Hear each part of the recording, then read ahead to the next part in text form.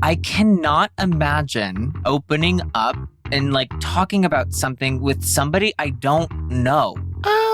Yeah, you can, because I'm sure you've done it before. Like, I'm sure you've been to a bar before and met some stranger and like you start talking about your life, or you're in a cab. Okay, you're reading me out right now. But that just goes to show you so many people probably think like that too. Oh my because it God. feels daunting and scary. But it's like, well, no, you've probably done that before. All of us have connected with strangers. Read me? Yes, read me.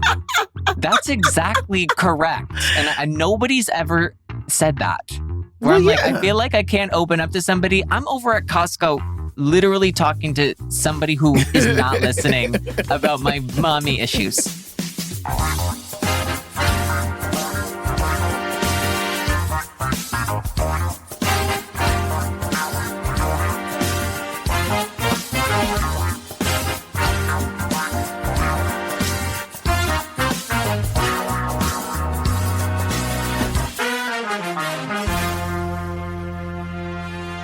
What's up, everybody? Hey, how y'all doing? How your mama and them doing? This is Normalize This, a show where we discuss whether or not ideas, trends, and behaviors should be normalized in everyday society. My name is Danielle Young. And my name is Adam Rippon. One of my favorite members of society. One of the founding members. Members. Not only one of my favorites, but one of the founding members. And today we're going to discuss therapy. Or as I like to call it, therapy. Therapy. How ironic. That's what I call it. Therapy. I'm excited. Yes, very excited because I think it has been so much more normalized through the years. Completely. Than it ever has. You know, I remember back in my day, people would have never said, oh, my therapist said XYZ, or I told my therapist XYZ. Like, I remember a kid in elementary school mentioning their therapist one time, and they like were labeled like the crazy kid. Right. And so now to know that people be like, no, my therapist said this, and you're like, ooh, yes. It is what a free place to live in, you know? Yeah, I'm excited to kind of dig in. I'm holding my tongue because I want to say what I want to say in its time to say it. Wow, that took a lot out of you. Because I should see a speech therapist. That's what should really be happening. Yeah. Logging on today is your speech therapy lesson. Yeah, I do need that. Yeah. Yeah.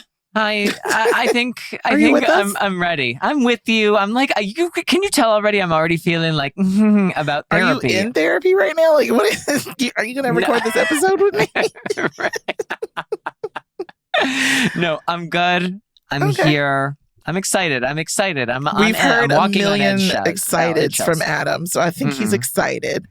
But make sure don't leave us, because we're going to also play Keep It or Curb It, our favorite game, where we decide the things that we're going to keep forever and ever, as long as they shall live, or we're going to drag it to the streets and be like, girl, please get out.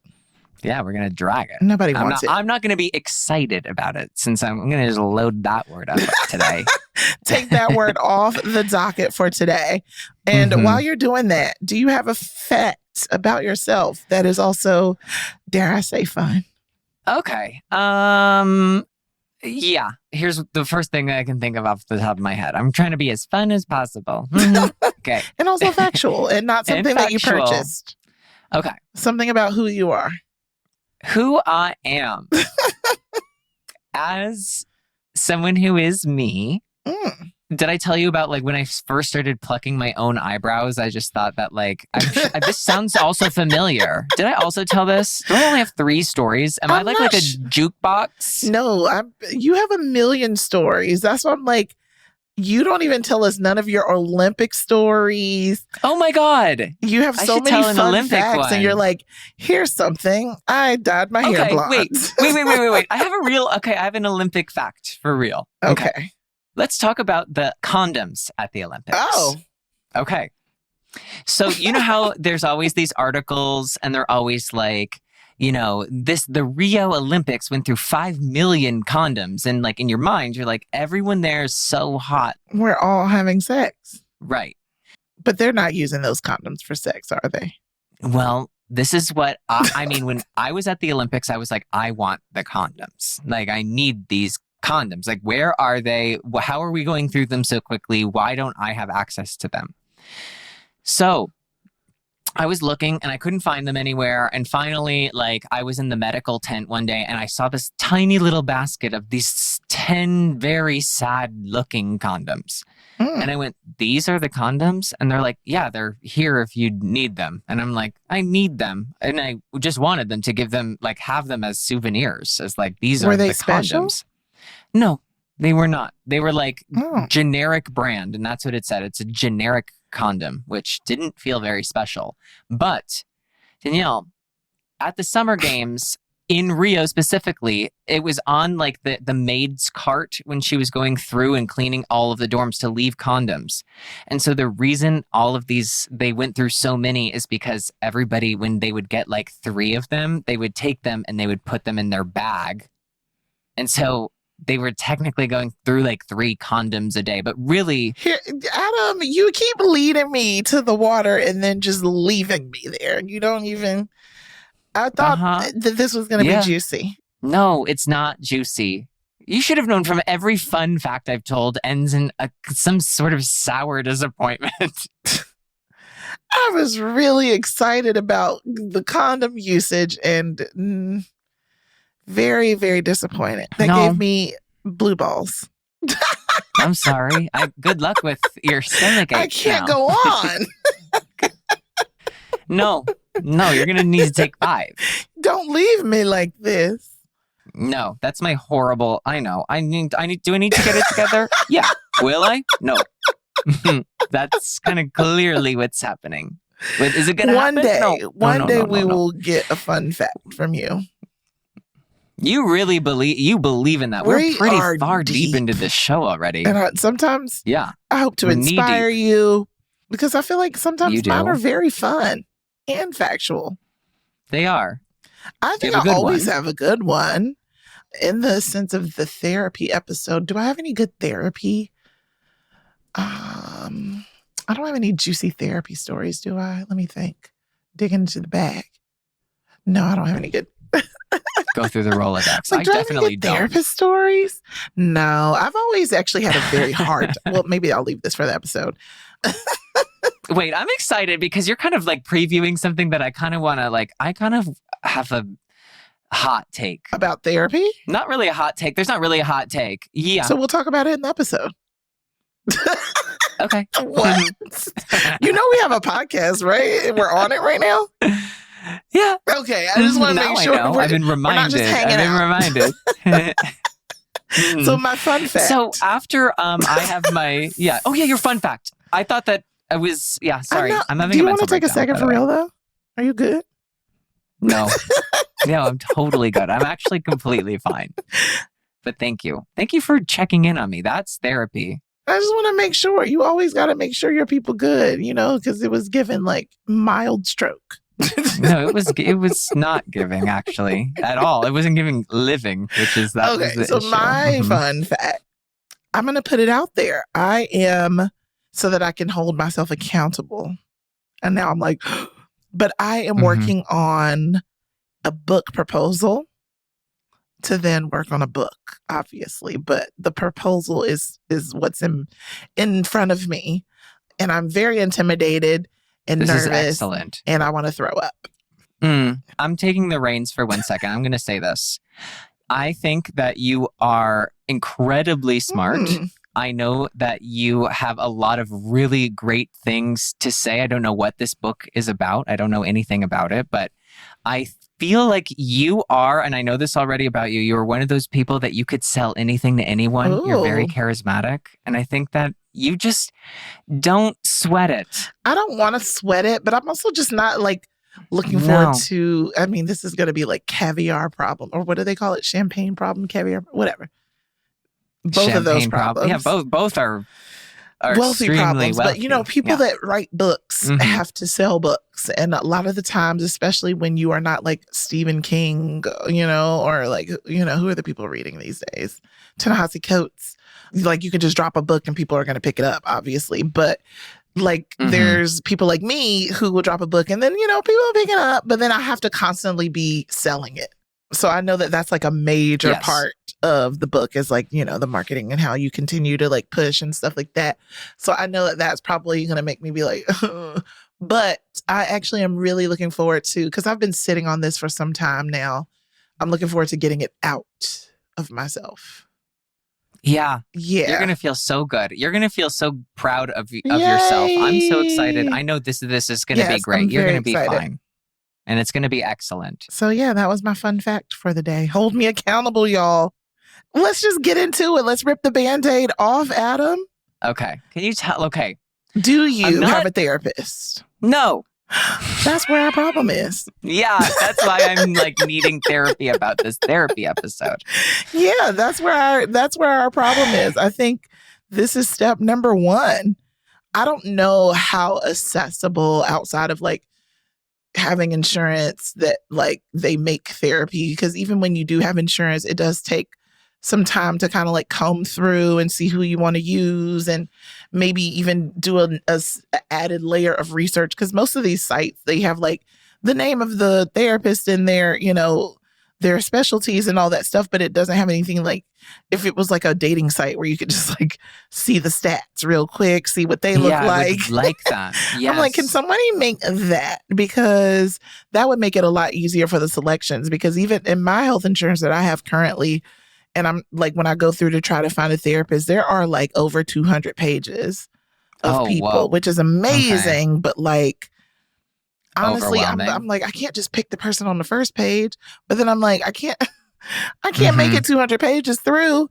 But it's important. But it's already like very daunting, even getting to the place of going to get a therapist. Like some people just leave it to chance and they sign up, you know, however they can sign up and they get whoever they get. And it works out or doesn't work out. I've had several different therapists. Have you had all good experiences? Like, what is the experience? Not horrible, like, oh my God, I hate this, but like just not great. You know, like some really cool, some really eye-opening. But therapy is also just not easy in general. Like it is nice to be able to go in and explode about yourself in different ways, talking and just like venting almost. To me, good therapy is more than just somebody letting you vent. It's someone with some tools, you know, someone that can help you use like whatever tools that they come up with and apply it through your life to help you change or to help you cope or to help you adjust or whatever it is that you need to move through. So I really enjoy having that layer of therapy, like tools that are helpful. I haven't lucked up enough to have someone that has been like a consistent therapy presence in my life, which I would really love. Yeah, that's kind of ideally what I want, but I know so my history with therapy, I feel like, yes, like what we were saying, that like it's so normal to have a conversation with somebody and talk about like, oh, my therapist said this or whatever. But even if I'm thinking like 10 or 15 years ago, it wasn't like that. Right. And from being like in a sports world, I always felt, and it was just, you know, this is the wrong sort of mentality to have. It's like not correct. I know that. Right. But it was like, if you needed a sports psychologist, you were weak. And so like, if you were weak, that's why you went to somebody. And so I initially had that sort of mentality of like, I'm not going to be like, I'm reaching out to somebody because I don't want somebody to think that like I'm struggling or having an issue, which exactly is not correct. And finally, I got over that. And like, if you're on Team USA, you have access to a sports psychologist and it's free. It's being part of Team USA. Right. That's dope. Because it's free, it's good. But because it's free, you know, he's talking to everybody you compete with and all of your competitors and stuff, right? So it's like, I don't feel comfortable to like have this conversation with this person. So I'm going to just like, you know, we had to do this mandatory meeting with him once a year. And we were encouraged to like reach out like and set up like appointments with him like once a week or once a month. And I didn't do that. And I always put on this performance of like, no, everything's good. And I'd say, you know, I am going through this and this is what I'm struggling with. But I would explain the steps I would take, basically to just be like, I've got it under control. Right. And I reached out to a different therapist because I was like, maybe if I did this with somebody who would just be mine. And I got the bill and it was expensive and I couldn't afford to do it all the time. And I was like, you know what? Then it's just not for me. Like, it's just not supposed to happen. And so then I just never went to therapy. And then when I retired, I reached out and I really went through a hard time, maybe like a year or two after I retired. I just felt like super lost. And I was speaking to a therapist, like, I don't know, I maybe spoke with her like 4 times, like over the course of 4 weeks. And I really liked working with her. Like, I fell off the wagon. Like, I just never started to do it consistently. And it's something I'm definitely avoiding. I don't know what I'm avoiding, but like, I can even feel like when we started this that I'm like, I feel so dissociating. Yeah, I feel weird about therapy for real. Well, I don't want to say I'm not sure why, because I guess I could see why, but there are a lot of stigmas around therapy. And I think, you know, we've seen it play out in the media through the years of like, oh, crazy, this, that, and the third. But I think now people are starting to understand, and it has a name, neurodivergency, you know, and it's like, wow, like you get a chance to see that there's so many nuances to people's mentalities and how they think.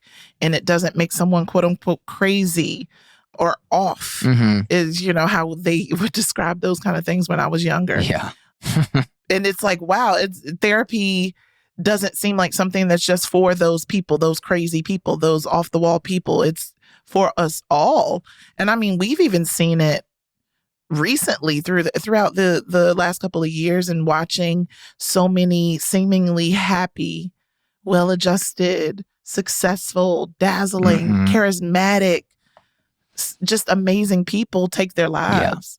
Yeah. And no matter how you slice it, suicide is a mental health, you know, it's directly related to mental health. Right. Which is one of the most, if not the most important thing in your life force. You know, mental and physical health work together to keep you here and keep you alive. And they both are just as important as each other. And so I think, you know, this world that we live in has always been obsessed with our physical bodies. Like, I remember growing up, you know, in the Let's Get Physicals and the Richard Simmons, and, you know, everybody's on diets and Oprah's skinny and all these things and wait, and Atkins and this and that. And now it's still a health craze. Yeah. But people, I think, are more concerned about how to keep their bodies healthy in the way that like can get around all this craziness that we have to ingest, the GMOs, all the stuff that is in food. And like, so It's like the health consciousness is more, it's less of a like, oh, I want to be skinny, and more of a, I want to be healthy.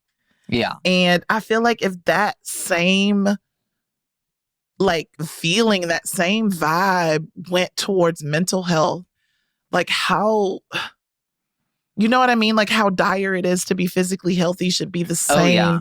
Like if we felt that same way, if we gave it that same energy, what could happen? Right. I think, like I said, I feel sometimes uneasy talking about therapy. I don't feel any sort of way.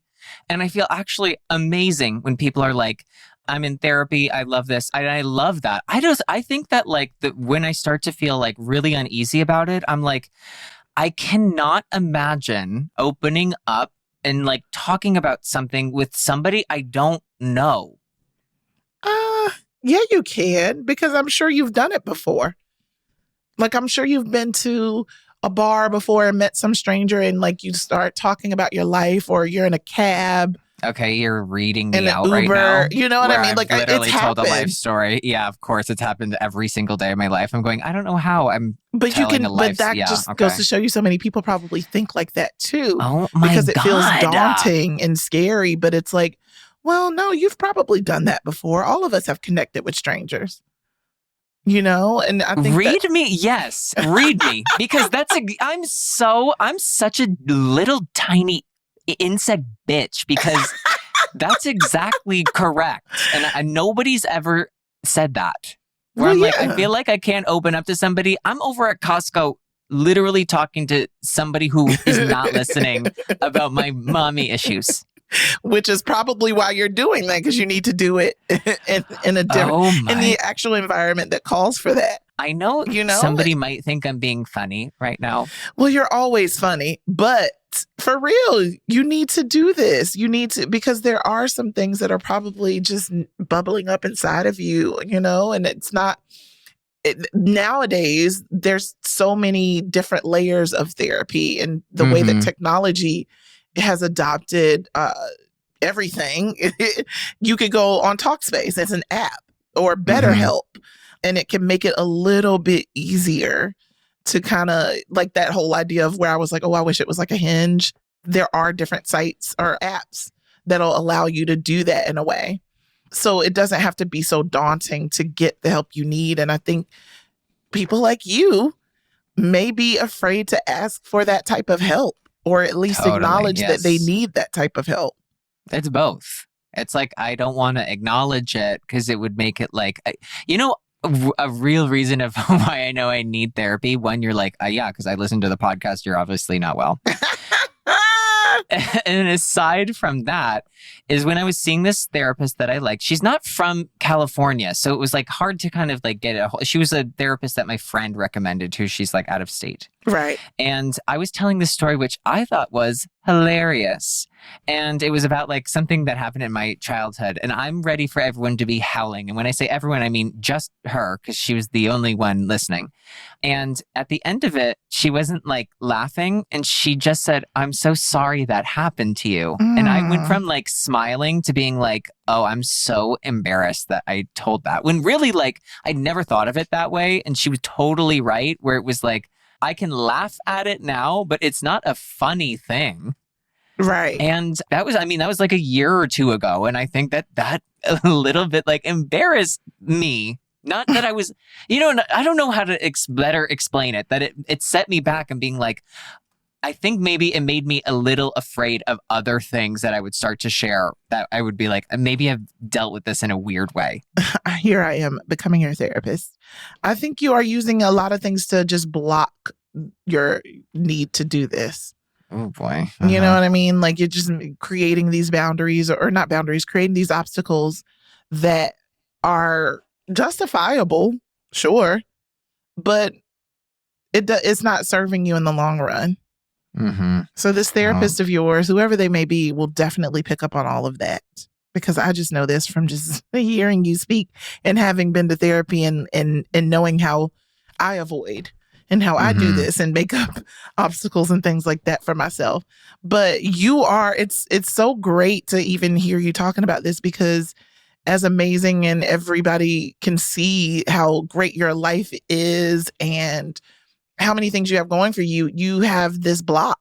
Oh, yeah. It's so real. And I think that is really refreshing and relatable, and just like nice to see and experience. Because people think, just because we have these podcasts, I don't think, maybe not as much anymore because everybody got these mics, but they think that you might have some type of expertise or something that keeps you above some of the ickiness that happens to us all. And that's just not true. Yeah. And when we were doing this, I was like, I really wanted to be like honest about like, yeah, I'm not in it. Should I be in it? Yeah, I should be in it. But like, why am I not in it? And all of that stuff. I will say that like, because of the pandemic, it pushed me to see a psychiatrist. Well, see, that's good. And now, after having seen my own psychiatrist, that one is much easier than therapy, to be honest. I'm just like, hey, girl, give me the drugs. Yeah, here's the pharmacy. Call him up. Call my dealer. Let him know I'm not doing well. amp up those MGs. So I think like as an athlete, there were so many like little things where I was like, that just makes me quirky. And then it was like when I was a normal person, it was like, no, you have like really high levels of anxiety. Yeah, a lot of us do in this age group. And it has not Yes. ever been addressed. You know what I mean? And it's like, that's why I was saying earlier, these kids now get to grow up in a society where neurodivergent is a term and acknowledged. Mm-hmm. And it's not just one form. Even maybe a couple years ago, being introduced to the term of autism. That wasn't something that was around, at least not in my childhood, that I ever heard of. I didn't know any autistic kids. It just wasn't something I knew of, but it definitely existed. You know what I mean? Yeah. And I mean, I even think of like ADHD of like, oh, that just meant that person was like bouncing off the wall. That in general unlocks a lot of space for people to not feel embarrassed. Yes. Because everybody has a different way of thinking and their brains work in different ways. So it doesn't make you feel like, oh my gosh, I'm not smart. I don't want to ask for help because it's not going to help. I don't know how to do this. I don't know how to do that. Like, it's just, you can break yourself down in so many ways. But now that the world has opened up to people being diverse in the way that their brains work, I think therapy should it should be a no-brainer for so many of us. It definitely should. It's a tool. Have you seen, or have I even told you yet? Because I've been telling everybody in my life, and I feel like I might have told you to watch Stutz on Netflix. I think I've done this. I think you have, and you have not watched it, have you? Therapy, you have avoided it. Yeah, right. Adam, watch it.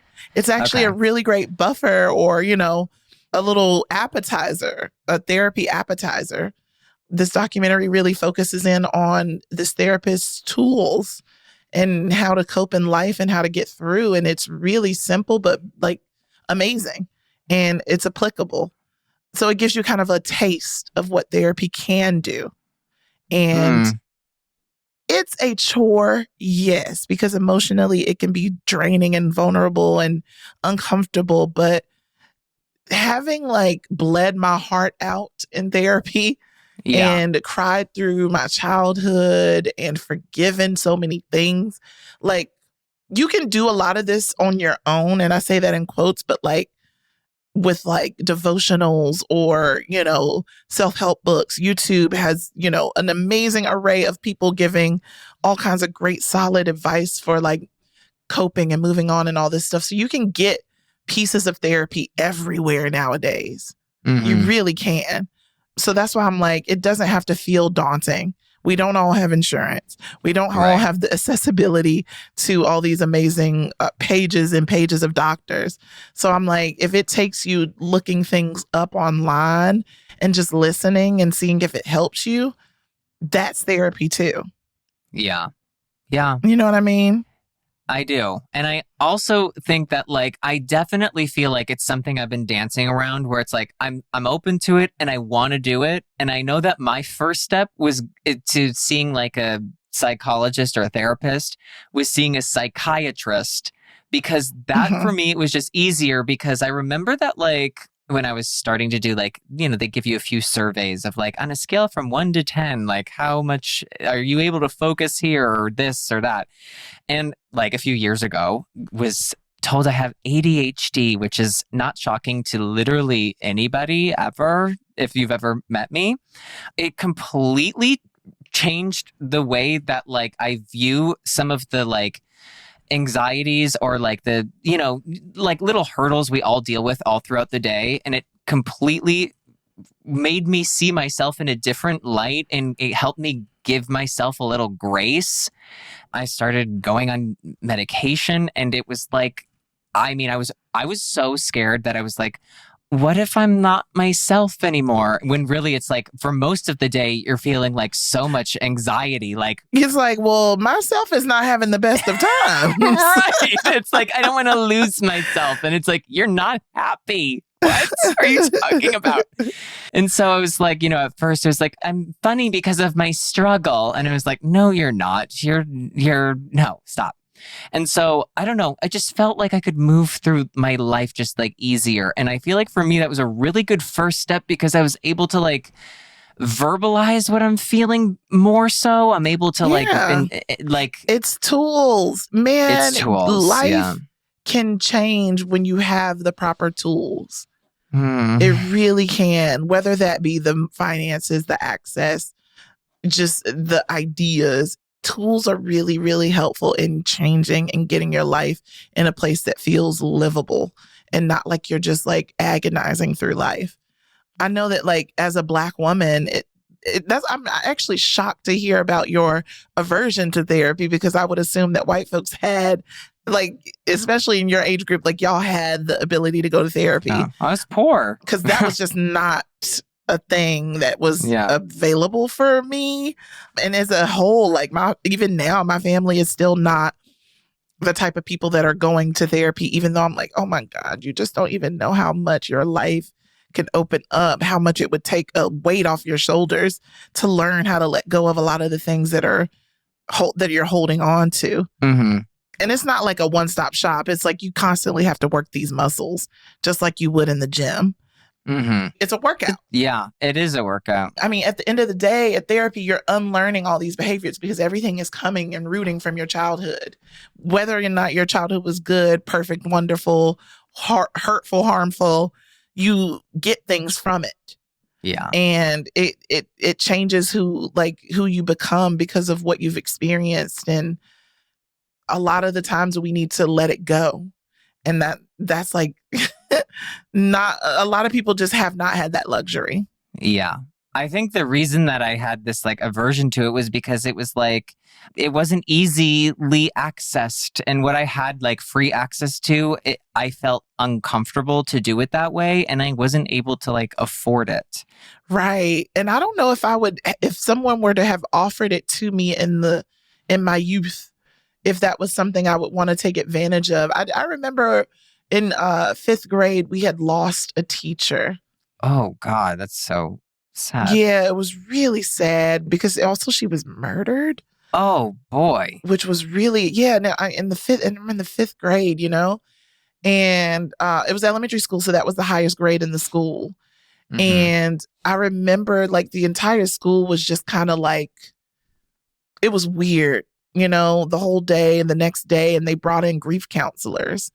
And outside of the guidance counselors, that was my first time interacting with somebody that was talking about my feelings. Mm-hmm. And I was like, you know, I had just gotten to that school, which was also a thing because I had gone to the same school from kindergarten up until 5th grade. And then we moved and I had to leave everybody. And so here I am at this new school. Everybody else knows everybody. And then everybody lost this teacher. And I was just so sad about it. And I also had the death of my birth mom, my biological mom, mm-hmm. was something that I always thought about as a kid because I didn't understand death fully. And so it just hurt my feelings that this woman had died. And it just made me so sad. And I remember talking to the grief counselor and feeling better. And I was like, I never knew I could do that. Yeah. I never knew I could talk to somebody and feel better because my family, they're not the biggest communicators of feelings for sure.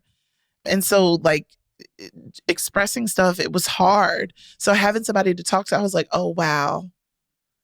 And that planted a seed really early.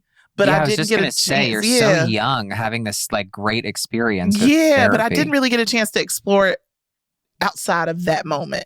Mm-hmm. Every once in a while, people would come into my life here and there where I would feel that again. You know, like I said, I grew up in the church too, and I would do extracurricular church activities and meeting the counselors and stuff there, having that same experience of somebody talking about my feelings and validating things when they hurt or don't feel good.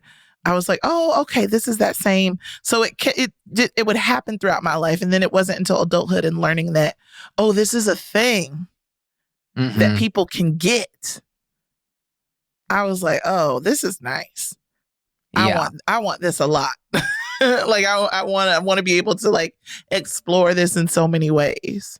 Yeah, like I have no resistance to doing it, you know? Like it does feel good. You've never gone ever?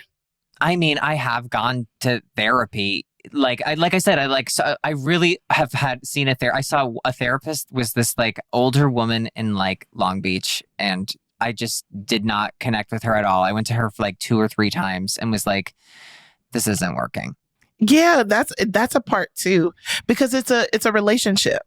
Yeah. So it will feel like, and I'm guilty of like therapy hopping, because it will feel like, this ain't gonna work. I don't like this person.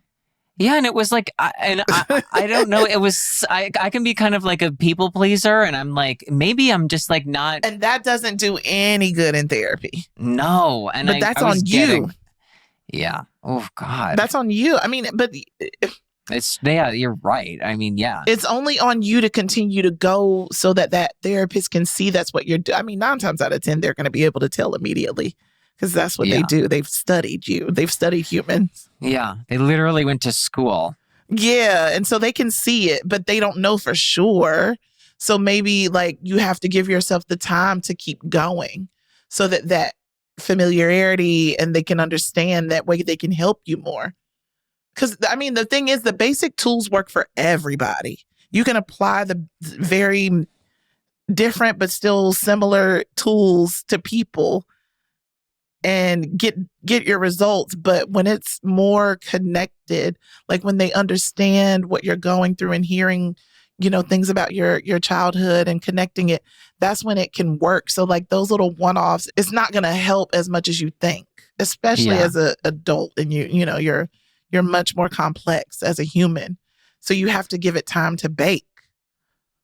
I'm going to say this. I know we already did an episode on this, but it was like, having kids and stuff. Sometimes I think about like the things that I went through, like, or my childhood. My childhood was like, for the most part, really great. Yeah, But I think of like a lot of like little situations that were not so great and like really rough things that I had to go through. And I'm like, that's part of the reason this is, again, a talk for a therapist, but this is like part of the reason where I'm like, I don't know if I want kids, because like, I don't want to be part of somebody's unpacking eventually. Yeah, but that's how it is, especially if you're a parent.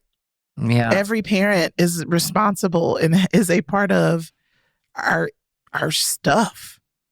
But that's just how it is. Responsible? Because I mean, if the uncle was raising you on a strong part of your life and everything, it all factors in. It all factors in. That's why it needs to be unpacked. Yeah. Because you can't just keep packing. It doesn't work like that, even physiologically. You know what I mean? When they say you carry stress in your body, or you carry pain, you carry anger, my lower back, like, I don't know what that is back there, but it is something that I need to let go. Right. Yeah. Physical pain is also a part of mental. It's like a manifestation. Yeah. Your body's like, we're not together. Yeah. Like, give us free. Completely believe in that. Yes. So when you're looking for a therapist, I like think of like, what kind of person do I open up to the easiest? And for me, I think it's like a woman. Yeah. I've had a white man before. I don't like that. And I definitely don't want a white woman. Yeah, I don't want a man. Like, I don't know. There's something like there's something, I think for me, I want a woman of color. And I'll leave it at that. Yeah, because she can any color of the rainbow, please. I can do, because I feel like, I know this is like just gendering, but there's just such a nurturing sense that comes with women, even when they're cold. Because I've had a couple psychiatrists that are just very cold, and I'm like, but I'm crying. But I don't want them to be too much of a coddler either. Like, I want them to feel like they're emotionally available to me, but also be like, girl, pull your life together. Like, we can't keep going down this same road. Yeah. I need a little bit of tough love. It's a literal relationship. Like, even when I ask my friends who are in therapy to share their therapist, some of them are like, I'm not really feeling mine right now, or I'm in between. I've had very few friends be able to actively share therapists that they love.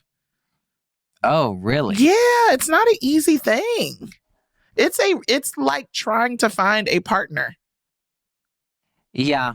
You know what I mean? Where you're just dating, and you're just kind of like, Well, because it's just like when you go on like Psychology Today or something, and you go through that like long list of whomever is like a, psychologist in your area or a therapist or something. It's like Tinder. And it's just like, you only have pictures and like a little bio to go by. And you're like, I think I'm vibing with this person, but like. But I don't know. Yeah, but I And then don't you know. set up the appointment and then you go to the appointment and then you try to see it through. And it's tough. It's tough to continue when you don't really know if it's like for you or not. But like I said to you earlier, I think you should commit to a couple of sessions so that somebody can feel a lot more connected to you. And then it may help so that you don't feel as clunky about it. But either way, I think you should be talking to someone. No, you're right. And when I already have something I want to normalize, and I want to normalize to like everybody who's listening, if you like aren't in therapy like me, have this conversation with your friends, because I'm telling you, when Danielle said you open up to strangers already, I don't know why I had never put that together. That made me feel like, yeah, you do. Exactly. So these are really important conversations. No, it's not. It's something I made up. You made it up. I want to normalize not making up obstacles to getting your own way about your mental health. Yes. I mean, a lot of us aren't as committed to our physical health either. Like, I could do better. But there is a automatic urgency and need. Like, like I'll be like, oh, I need to get to the gym. Oh, I should maybe do like a green today and not do meat. Or, okay, those are all things that are like supporting my healthy body. And I'm not the healthiest person in the world. And that's how I think. So imagine if people were to also have that, like, if we could just normalize the default thinking of mental health as a part of our health. Mm-hmm. And let's normalize that. Let's normalize it. I'm going to let you know, I opened up my email and I've started an email that I'm going to write to that therapist that like I really like. So I'm going to reach out as soon as we're done. So I'm really going to do it. Normalize taking some steps towards taking care of yourself. What is stopping me? Nothing Literally but my own excuses. Yeah. And I hope everybody it. else feels that way too. And if therapy is not something that you can immediately afford, or if it's, some issues to get to that, look into the very, very vast internet, because there's a lot of really dope free resources, whether it's a YouTube. I love YouTube University. I will go up there for a lot of things. YouTube is incredible. There's a lot of therapists that do podcasts, y'all. Just like look around and poke around and see what you can listen to, what you can watch that will help you if therapy is not something that you could readily get yourself to. Normalize therapy in many forms. Yeah. Thank you, Danielle. Adam, you're welcome. Dr. Young. At this point, what kind of degree do they be having? PhDs? Yes. That's me. You've earned it. This is actually your final exam. I'm an honorary society degree. You got it.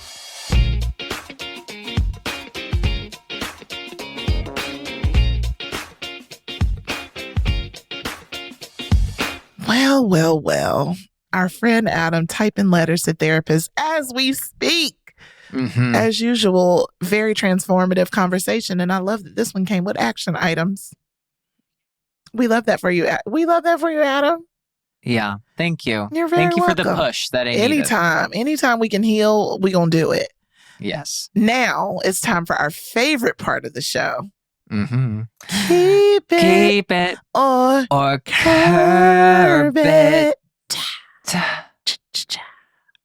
That was nice, Adam. I really enjoyed that. Very jazzy. For you first-time listeners, what the hell is going on? Come on. Stop it. Now, you're playing with yourself. This is the podcast of your dreams. But I'm glad you're here, even though this is your first time listening. It's very crazy. But this segment, Keep It or Curb It, is where Adam and I take a look at new social trends and decide whether we are going to keep them like a cultural little cute keepsake tchotchke, or we're going to curb it and just sit it out on the raw curb, bagless. Right. Are we going raw and bagless, or just raw are we on the going curb? Tchotchke? Yeah. It's just, I'm not even wasting a bag. No. Okay. Don't. Don't waste a bag. I'm ready. I'm ready to go. You're ready. Okay. Yes. First, keep it or curb it. According to a study published in the Journal of the American Heart Association, hey, Hey guys, we love it. Big shout out to the American Heart Association. I really love your research. Keep looking things up. And taking things down. Intermittent fasting. One of my favorite things. I actually really do like intermittent fasting. It's a popular way to lose weight. It isn't all that it's cracked up to be. Nothing ever is. No. The study that they did, our people, the American Heart Association, surveyed 547 different people's portion size, eating times, height, weight over the course of 6 years. Okay. Oh my God, the pressure. Yeah. There's a lot of research, a lot of years. There's a lot of years meals. to be in a program. Okay. Yeah. So they looked at all of that over the last 6 years. And then the data showed no association between restricting eating times and weight loss. Yeah. Whoa. Instead, it showed that eating smaller meals throughout the day resulted in weight loss. That's very true. Among other factors such as exercise. Very helpful in weight loss. And stress. And then obviously people's environment. So I ask you, are we keeping or curbing intermittent fasting? Okay, I'm going to say this. One, I was going to just go right off and curb it. But I'm going to say that sometimes I don't like to eat breakfast. Yeah, right? I've become that person. So sometimes I involuntarily intermittent fast. Yeah. And so I think sometimes I feel that I put pressure on myself to do one or the other, where it's like, are intermittent fasting or are you not? And I think that this is just sort of proof that you need to just eat consistently throughout the day. So there aren't these spikes of calories out of nowhere. And basically it's just you want to keep your body fueled consistently throughout the day. And there's not sort of this where you need to starve yourself starting at 5 p.m. and you can't eat again until 12 noon the next day. You don't need to go nuts. I'm only fasting because I'm asleep. Yes, exactly. Exactly. So I'm like, let's keep it on accident. Yeah. I mean, let's keep it if you're not starving yourself. Yeah. Yeah, because every trainer I've ever had is very much against calorie, I don't know if it's deficit, the word I'm looking for, but they're against you not eating. They're you need to be able to burn something for that energy. So a lot of them suggest grazing, which doesn't mean that I'm sitting here eating all day. It does, but not I'm having a bunch of meals. It's a handful of almonds. I'll have some oatmeal. I'll have a banana. I'll have, and it's all the good things that are supporting your, protein intake and all this stuff. But it's small. Yeah. All day. I know from being an athlete, especially one that needed to be really lean, that you think you're doing I am going to be as thin as possible. I'm not going to eat anything. But what happens is your body goes into this fight or flight where it's oh, we got to store whatever we got. And and you don't process and use the energy and the fuel that you bring into your body properly. And it's just when I was competing and stuff, that calorie deficit, it was it's so old school where you're just well, just eat less. And it doesn't really work like that. Exactly. It doesn't. And I feel if we're going to curb anything, it would be curbing bad information on eating. And bad eating habits that don't support your body. Yeah. Agreed. Curbed. Curb. All right.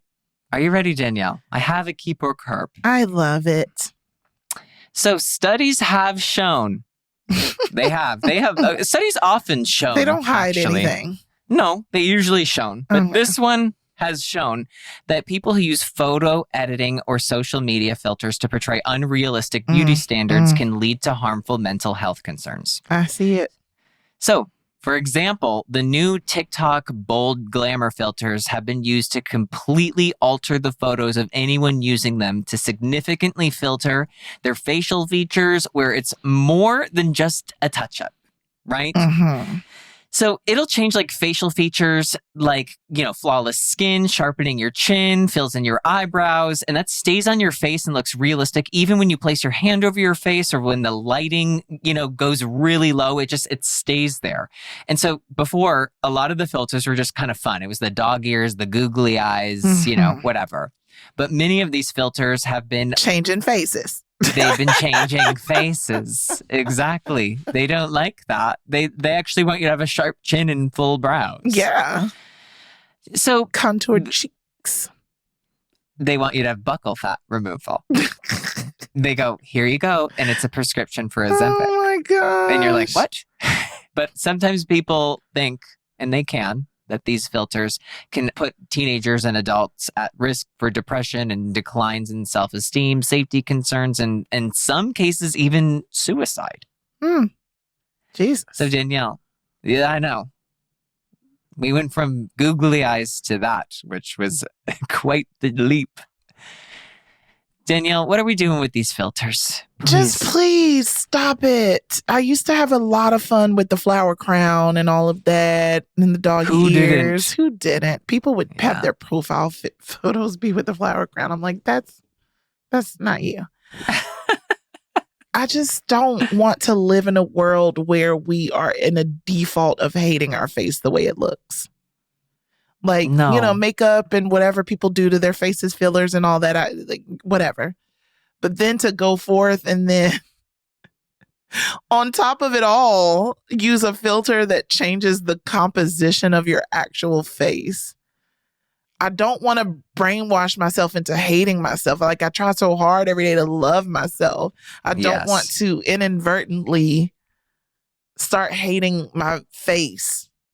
No. It's hard enough out here.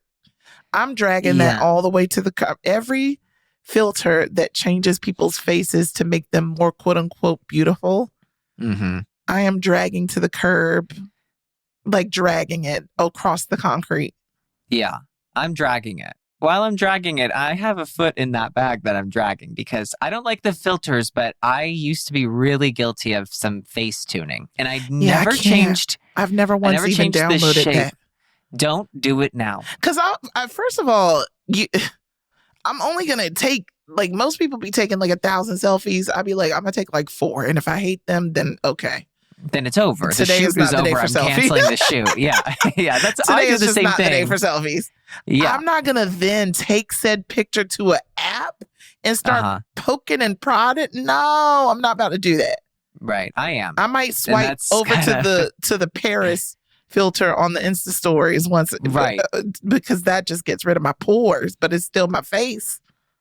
But you know what? I don't ever use it anymore because I'm like, one, you can always tell. The only time I say I never use it, then I'm going to go into this spiel about how I do use it sometimes. If there's like a pimple or like something that doesn't need to be there, that's like whatever, I can just get rid of it. And you think I'm going to put a pimpled picture up there if I don't have to? No, absolutely not. I am. And I because we wish get I were more like you. We do. We do, Adam. Like, let's be real with ourselves and with the people. Listen, I'm not in therapy yet, so I don't need to get that. I don't need to get that real yet. Let's start there.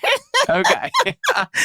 Well, I must say, my friend, this was eye-opening. Honestly, I love that we had such a necessary conversation and that you honestly revealed yourself a bit. We have been waiting for you to show us you, Adam. My feathers, to show you my feathers. I see your feathers. They're beautiful. Oh, well, thank you. And tragic. Yeah, that too. But I really appreciate you hearing me out. Yes. Doing this podcast with you, I feel like safe to have a conversation like this. And I love everybody who's been listening along. So Yeah, I feel like I can't be the only person who's like, yeah, therapy's amazing. But then like when you're by yourself, you're like, I'm not doing it. Basically. Yeah. I'm gonna pretend. And in the beginning of the episode, I was telling Danielle, I was like, yeah, was I trying to think of a really good, like, kind of how am I going to lie in this episode? I was. He tried to lie to our faces, y'all, but I'm not gonna let that happen around here. No, and it's never going to happen. I'm apologizing, but I'm also not sorry because I didn't do anything wrong yet. Oh, we're gonna get him in therapy. Yeah. We are going to take all the active steps we need to prioritize Adam's mental health and him taking care of himself the same way mentally that he takes care of himself physically. That's what we're reaching for. Okay, let's do it. I'm ready to go. I'm ready to do it. You send that email, okay? Yeah, it's open. And one of the I'm going to finish it. It's open. Like your mind and heart. I love that. Yes. Mm-hmm. One of the things that I want to normalize about this episode of Normalizing Therapy is that therapy is not a one-trick pony. It's not a one-note thing. It comes in so many different ways, so many different avenues, from those random conversations with this sage Uber driver to, those amazing podcasts and YouTube clips that feature people telling you like how to get over yourself in so many different ways. So just normalize getting therapy wherever you can and starting somewhere. Yeah, start somewhere. And even if it's with a conversation with a friend who's like in therapy or is more experienced in it, like I'm being dead serious. I'm actually have an email open. That's not a joke or a lie because I've promised I will not lie again. Ever, actually ever. I'll never lie again. I love that, Adam. We got the truth out of you today. For once, yes. For once. And with that, ladies and gents and ladies and everything in between, that's our time for today. I'm so grateful that y'all are listening to Normalize This. Please make sure to continue to listen and rate, comment, subscribe wherever you listen to your podcast, and reach out to us on the social medias. Slide in them DMs and tell us what you would like to see normalized. We appreciate these ever-growing topics and the things that make us squirm. So thank you for that. And make sure that you are following us too on these platforms. On IG, I'm at the Danielle Young, and on Twitter, I'm at RapsoDanny. Adam, where can the people at you at? You can at me on Twitter at Adam Rippon, and on Instagram, I'm at AdaRip. And just like Danielle said, we love all of the DMs that have been coming in. Yes, keep sliding. Keep sliding. Some of them are already topics of some of the episodes. They're incredible. We utilize them. And Adam, honestly, I'm going to cliffhang them just a little bit because your girl got a romantic DM slide. And what? It's actually, it's okay. No, I don't actually want to hear about this until probably as soon as we stop recording, actually. I'm not waiting. You'll have to wait as you listener. all have to wait and subscribe. Yeah. Yes, but I'm not going to wait. But Adam's going to know immediately. Yeah, so, keep letting us know. Keep sliding, because so far it's going really well. It's working out. You know what? That's it for now. Until then, we'll see you next time I Normalize This. And also, just email your therapist. Honestly, I'm going to do that next. And I'm going to be standing outside of Adam's therapist appointment, just making sure that everything is going truthfully. Yeah. And like I said, never a lie again. Bye, everybody. Bye. See you in therapy.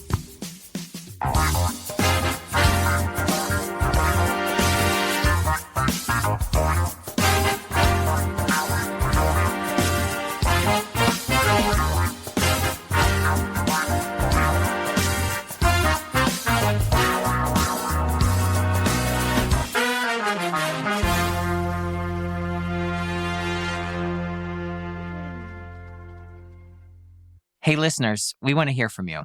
Make sure you're following @MakeSpringHill on all platforms for weekly show updates.